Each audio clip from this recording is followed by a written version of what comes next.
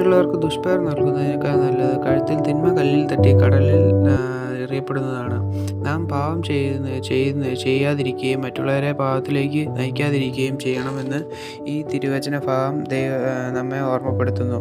നമ്മുടെ ജീവിതം വിശുദ്ധീകരിക്കപ്പെട്ടതാവണമെന്നും മറ്റുള്ളവർക്ക് മാതൃകയാകണമെന്നും നമ്മിൽ നിന്ന് ആഗ്രഹിക്കുന്നു. മറ്റുള്ളവരോട് നിസ്വാർത്ഥമായി സ്നേഹിക്കുവാനും അവർക്ക് നന്മകൾ ചെയ്യുവാനും സാധിക്കുന്നത് അവരെ ശാന്തത്വത്തിലേക്കും നന്മയിലേക്കും നയിക്കുവാൻ നമുക്ക് സാധിക്കും. ഇതിൽ നമ്മെ ശക്തനാക്കുന്നത് ദൈവത്തിൻ്റെ വലിയ കൃപയാണ്.